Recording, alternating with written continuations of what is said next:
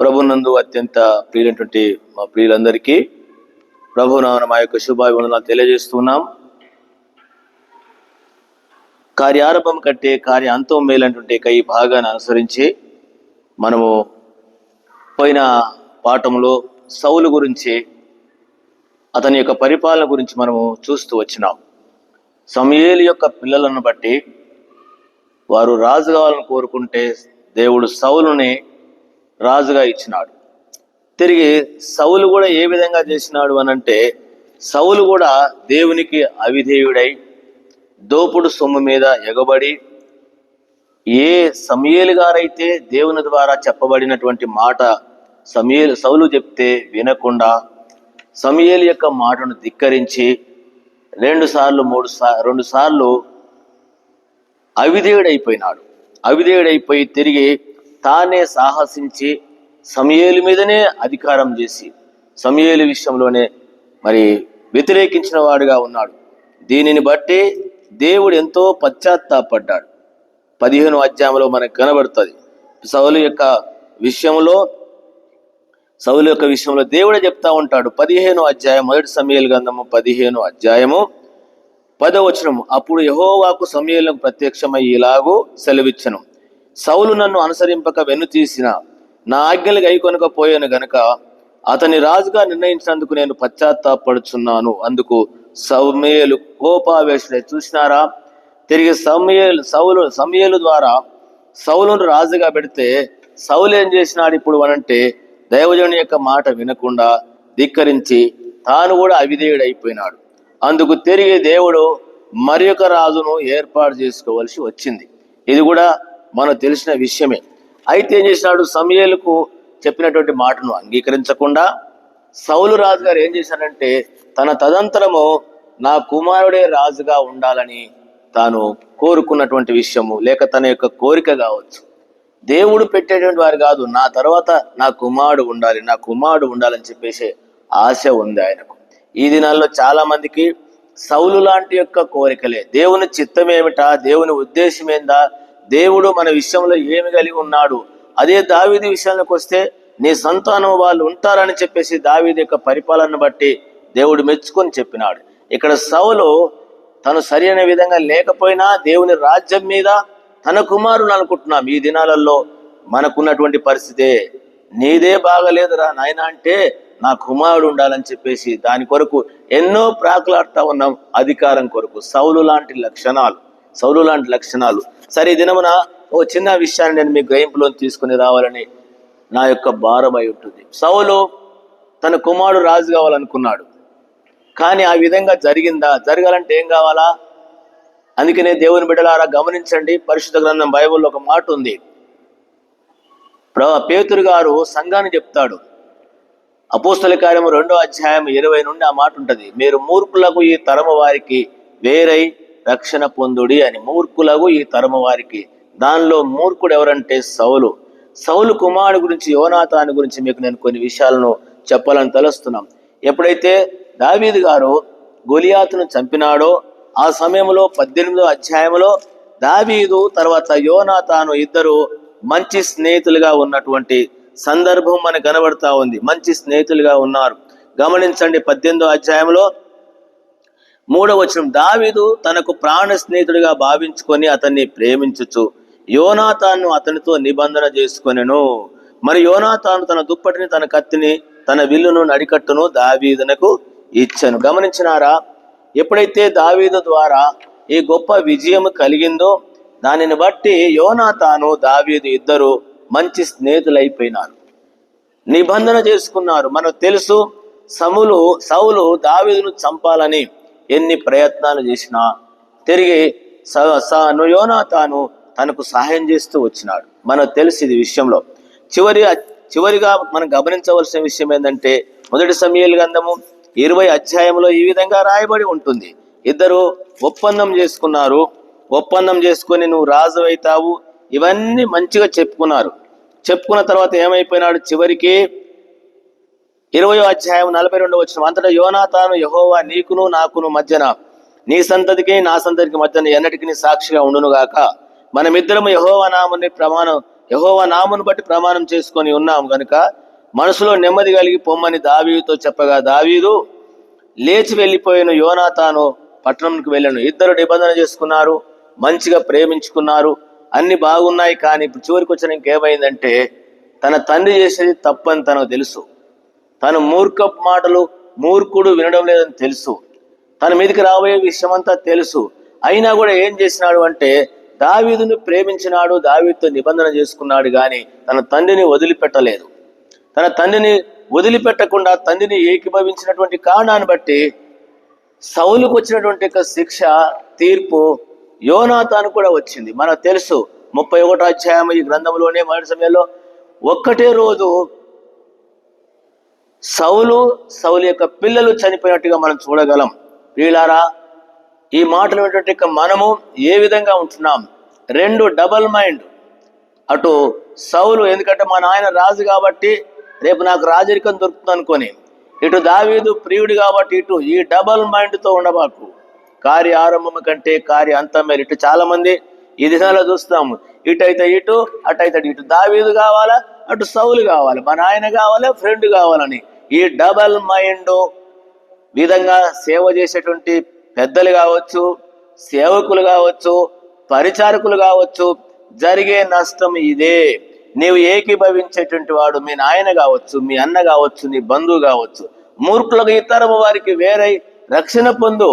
ఒకవేళ సౌలుని ఏకీభవించకుంటే, తండ్రిని ఏకీభవించకుంటే, అదే దావీదును వెంబడిస్తే యోనాతాను బ్రతికేవాడు వారి నిబంధన ప్రకారం. నీవు నేను కూడా ఏ విధంగా ఉంటున్నాము? రెండు విషయాలు నేను మీ గ్రహింపులో తీసుకుని రావాలని ఈ సందర్భంలో నేను ప్రేరేపించబడుతున్నాను. ఒకటి, యోనాతాను ప్రమాణం చేసుకున్నాడు, నువ్వు రాజు అవుతావు అన్ని అన్నాడు, కానీ దావీదుని ఏకీభవించలేదు. దావీదును అడవులకు పంపించేసినాడు, తన పట్టణానికి వెళ్ళిపోయినాడు. ఇదే సందర్భాన్ని మనకు వెళితే నేను కొన్ని విషయాలు చెప్తున్నాను, వినండి. ఆది కాండములో 49వ అధ్యాయంలో యాకోబు గారు అంటాడు. ఎందుకంటే నేను టకటక చెప్పేస్తున్నాను. యాకోబు గారి యొక్క కుమారులలో ఈ విధంగా రాయబడి ఉంది. ఎందుకంటే తన యొక్క కుమార్తె దీనా విషయంలో జరిగించినటువంటి సందర్భాన్ని బట్టి యాకోబు గారు తన యొక్క పిల్లల విషయంలో ఈ విధంగా మాట్లాడుతూ ఉంటాడు. 49వ ఆది కాండము 49వ అధ్యాయంలో ఈ విధంగా రాయబడి ఉంది. 49:5 వచనము, షిమ్యోను లేవి అనువారు సహోదరులు, వారి ఖడ్గములు బలత్కారపు ఆయుధములు. నా ప్రాణమా వారి ఆలోచనలు చేరవద్దు, నా ఘనమా వారి సంఘములో కలుసుకొనవద్దు. వారు కోపం వచ్చి మనుషులను చంపిరి, తమ స్వేచ్ఛ చేత ఎద్దుల గుదికాలు నరములను తెగ నరికిరి. వారి కోపము మహావేంద్రమైంది. వారి గురించి ప్రవచించినాడు యాకోబు గారు. వాళ్ళ సంఘంలో చేరొద్దు. ఎవరెవరు? షిమోను, లేవి. వీళ్ళు ఏం చేసినారో మీరు చదువుకోండి. ఇట్లాంటి దుర్మార్గం పనులు చేసినారు. ఎంత గవర్నమెంట్ వాళ్ళు. అందుకనే వాళ్ళ సంఘంలోనే చేరొద్దు, వాళ్ళతో చేరొద్దు అని చెప్పేసి వారితో మాట్లాడినట్టు మాట. మిగతా 10 గోత్రాల వారు ఎవరు కూడా వాళ్ళతో చేరొద్దు అని చెప్పినాడు, యాకోబే చెప్పినాడు. ఈ విషయానికి వస్తే ఇప్పుడు ఈ షిమ్యోను, లేవి ఏం జరిగించినారనే సంగతి ఇప్పుడు మనం తర్వాత చదువుకోండి. నిర్గమకాండము 32 అధ్యాయానికి వచ్చినాక ఇశ్రాయేలు ప్రజలు విచ్చలవిడిగా తిరిగేటువంటి విషయం కనబడుతుంది. ఆ సమయంలో ఏమైందనంటే, నిర్గమకాండము 32 అధ్యాయం 25వ వచనం, ప్రజలు విచ్చలవిడిగా తిరుగుట మోసే చూచెను. వారి విరోధులతో వారిని ఎగతాళి చేసి కలుసుకుంటకు అహరోను విచ్చలవిడిగా విడిచిపెట్టుటకు వారిని విడిచిపెట్టాడు. అందుకు మోసే పాలెం యొక్క ద్వారం నిలిచి, యెహోవా పక్షమున్న వారు నా యొద్దకు రండని అనగా లేవీలందరూ అతని యొద్దకు వచ్చిరి. ఇప్పుడు షిమోను, లేవీలు ఇద్దరు స్నేహితులు ఉంది, సహోదరులు. వాళ్ళిద్దరు స్నేహితులు కాదు, సహోదరులు. ఇప్పుడు ఏమైనారు అంటే, మోసే చెప్పినాడు విచ్చలవిడిగా తిరుగుతున్నారు, అహరోను ఆ విధంగా విడిచిపెట్టేసినాడు. ఈ దినాలలో మోసే లేని కాలంలో అహరోను వంటి సంఘాల్లో తలపడి విచ్చలవిడిగా ప్రజలు తిరుగుతాడు చేస్తా ఉన్నాము. ఒక నిర్బంధం లేదు, ఒక క్రమం లేదు, ఒక పద్ధతి లేదు. అహరోను లాంటి వాళ్ళు అంతే. అహరోను లాంటి వాళ్ళు, వాళ్ళకి ఏమైనా చేసుకోండి, మేము ఏకీభవిస్తాం. సంఘాలలో బాధ్యత వహిస్తున్న వారులారా, సేవ చేస్తున్నటువంటి వారులారా, సంఘాన్ని నడిపించే నాయకులారా, పెద్దవారు ఎవరైనా సరే విచ్చలవిడిగా విడిపిస్తున్నావు. మోసే లేడు, కొండ మీదకి వెళ్ళినాడు. దైవజనులు లేని దినాలలో ఈ దినాల పరిచర్య చూస్తా ఉన్నాం. ఎంత విచ్చలవిడిగా ఎవరికి తోచినట్లు వాళ్ళు చూస్తా ఉన్నాం. పెళ్లిళ్ళ కాడ, పేరంటాల కాడ, సావుల కాడ, ఆచారాలు, మూఢనమ్మకాలు వారు ఏం చేసుకుంటూ చేయండి చెప్పి ఏకీభవిస్తూని అహరోనులు వంటి వాళ్ళు. ఇది దేవునికి ప్రతికూలంగా ఉన్నది. విచ్చలవిడిగా విడిచిపెట్టేసినాడు. విచ్చలేరుగా తిరిగి దినాల్లో ఉంటున్నాం మనం. అందుకు ఇక్కడ ఏం చెప్పినాడు? మోషే అన్నాడు, యెహోవా పక్షం వాళ్ళు ఎవరో రండి అంటే లేవీయులు వచ్చేసినారు. ఇప్పుడు ఎవరితోటి ఏకీభవించలేదు? 11 గోత్రాల వారితోటి. వీళ్ళు మా బంధువులు కదా, వీరు మా సహోదరులు కదా, మేము కలిసినాం కదా అనుకోలేదు. మోషేని ఏకీభవించారు, దైవజనుల దగ్గరికి వచ్చినారు. అందుకనే లేవీయులు ఈ రోజు మనకు మిగిలినారు, ఒక సాక్ష్యంగా ఆశీర్వాదానికి కారకులుగా మిగిలినారు. కాబట్టి రెండో విషయం ఏంటి అంటే, లేవీయులు ఒక ప్రత్యేకించబడ్డ జనాభాగా రావడానికి కారణం ఏంటంటే వారందరినీ వదిలిపెట్టి వచ్చినారు. ఇంకొక విషయం కూడా నేను చెప్తున్నాను, గమనించండి. సంఖ్యాకాండం 16వ అధ్యాయంలో ఇదే లేవి యొక్క వంశస్థులు, లేవి పుట్టినటువంటి వాళ్ళు కొరహు గురించి, వీరందరూ కూడా మోషే మీద తిరుగుబాటు చేస్తారు. 16వ అధ్యాయంలో మోషే మీద తిరుగుబాటు చేసి మోషేకు వ్యతిరేకించిన దాన్ని బట్టి వారి మీదకి భయంకర విపత్తు వచ్చేసి కొరహు యొక్క కుటుంబీకులందరూ కూడా బ్రతికుండి శరీరంతోనే పాతాళానికి వెళ్ళిపోయినారు. ఎవరు? కొరహు యొక్క సంతానం. గమనించండి, లేవీయుల నుండి కొరహు వారి సంతానం అంతా కూడా పాతాళానికి వెళ్ళిపోయినటువంటి పరిస్థితి. ఎంత దుర్మార్గత! అయితే సంఖ్యాకాండం 26వ అధ్యాయము 9 నుంచి నేను చదువుతున్నాను. కొరహు తన సమూహంలో పేరు పొందిన వాడును అతని సమూహంలో యెహోవాకు విరోధంగా వాదించినప్పుడు సమాజంలో మోసే అహరోనులకు విరోధంగా వాదించి దాతాను అభిరాములు వేరు. ఆ సమూహపు వారు మృతి చెందినప్పుడు అగ్ని 280 మందిని భక్షించినందున భూమి తన నోరు తెరిచి వారిని కొరహును మింగివేసినందున వారు దృష్టాంతములైరి. అయితే కొరహు కుమారులు చావలేదు. చూసినారా, అంత దుర్మార్గులంటే తల్లిదండ్రులను వారు ఏకీభవించలే. ఎవరు? కొరహు కుమారులు. అందుకని మనకు కొరహు కుమారుల కీర్తనలు రాయబడుతుంది. 84 కీర్తన, ఇవన్నీ కూడా కొరహు కుమారులు రాసినారు. కారణం ఏంది తెలుసా? వారి తండ్రి అయినా వారి స్నేహితుడైనా వాళ్ళని ఏకీభవించలేదు. అవకాశం వచ్చినప్పుడు దేవునితో ఏకీభవించారు. చెప్పే విషయం ఏంటంటే, సౌలు మూర్ఖుడని తెలుసు. సౌలు ఎలాంటి వాడో తన కుమారునికి తెలుసు. యోనాతాను దావీదుతో ప్రమాణం చేసుకున్నాడు, మంచి విధానంలోకి వచ్చేసినాడు. కానీ తన తండ్రిని విడిచిపెట్టకుండా చివరికి ఏమైనాడు? తన తండ్రితో కూడా బలైపోయినాడు. ఈ రోజుల్లో ఏ విధంగా వచ్చినావు? నీ బంధువు అనుకోనా, నీ యొక్క కులం అనుకోనా, నీ ప్రాంతం అనుకోనా, లేక నీ స్నేహితుడు అనుకోనా ఉన్నావా? నువ్వు ఎవరితో నిబంధన చేసుకున్నావో ఆ దేవుని యొక్క నిబంధనలోనికి రా.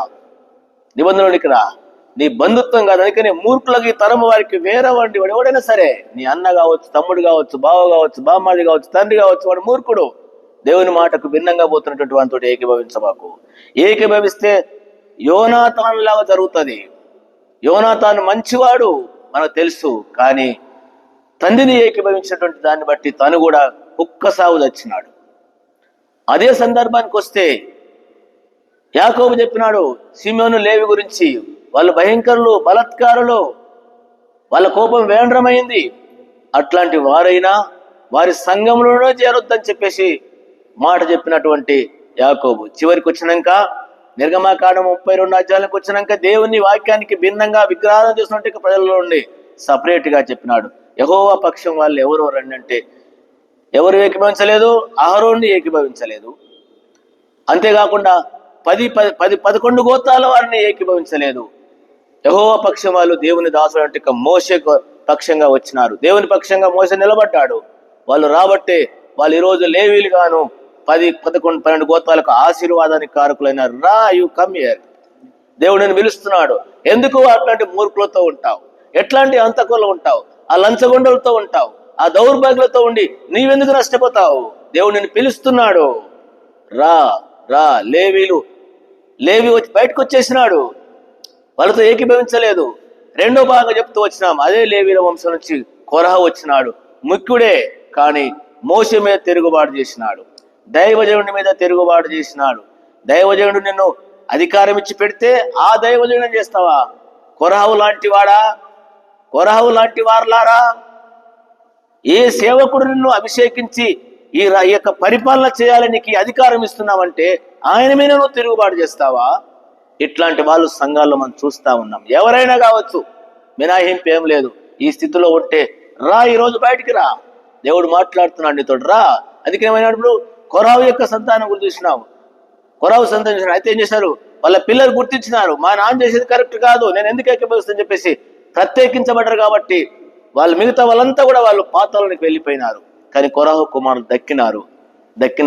అందుకొరకనే ఈ దినమున చెప్పే మాట ఏంటంటే, ఒకవేళ మీ నాయన సౌలు అంటోడు కావచ్చు, దుర్మార్గుడే, కానీ ఏకీభవించగాకు. మీ యొక్క సహోదరుడు లేవి సిమ్యోను లాంటి వాడే, ఏకీభవించబాకు. కొరావు, మీ నాయన కొరావు కావచ్చు, ఏకీభవించగాకు, ప్రత్యేకించబడు. ఈ రోజు ఒక శేషంగా మిగులుతావు. కార్యారంభం కంటే కార్య అంతము మేలు. చివరి దినాలలో ఉన్నాం. ఎవరిని ఏకీభవిస్తున్నావు? దుర్మార్గుడు సౌలుని ఏకీభవిస్తున్నావా? అక్కడ వాళ్ళు ఏకీభవిస్తున్నావా? ప్రత్యేకించబడదాం. భయంకరమైన దినాల్లో ఉన్నాం. కార్యారంభం కంటే కార్య అంతము మేలు. నీ అంతము నా అంతం ఏ విధంగా ముగిస్తుంది? ఎంత ముగిస్తుందా? కొరావు కుమారులు అన్నారు, నీ దినం ఒక దినం గడుపుట 1000 దినముల కంటే శ్రేష్టం అన్నారు. 84 కీర్తనలు అంటాడు. భక్తిహీనుల గుడారం కన్నా దేవుని ద్వారా మందిరం ఉంటే మేలన్నాడు. చివరి దశ వాళ్ళు ఎట్లా మిగించబడింది? యోనాతాను యొక్క దశ ఏ విధంగా ఉంది? వీటిని మనం గుర్తుపెట్టుకొని ఈ చివరి దినాలలో ఈ సత్యాన్ని మనం ఎరిగి దేవుని వాక్యానికి బిడలుగా దేవుని అనుకూలంగా మనం జీవిస్తాం. అరతిగా ప్రభు మనకు సహాయపడిన కాక ప్రార్థన చేస్తాం. ప్రేమైన తండ్రి, ఈ భాగాన్ని అనుసరించి మాతో మాట్లాడుతూ వచ్చినారు. మేము ఏ విధంగా నీ కొరకు జీవించాలనో, కార్య ఆరంభం కంటే కార్య అంతము మేలని ఈ దినాల్లో మీరే మాతో మాట్లాడి సహాయపడి నడిపించమని యేసుప్రభువు ప్రార్థన చేరుకుంటున్నాను తండ్రి. ఆమేన్. తండ్రి అయిన దేవుని ప్రేమ, మన ప్రభువైన యేసు కృప, పరిశుద్ధాత్మ సహవాసం మనందరికి తోడైయుడును గాక. ఆమేన్. Praise the lord. ప్రభునందు మీ అందరికీ వందనాలు.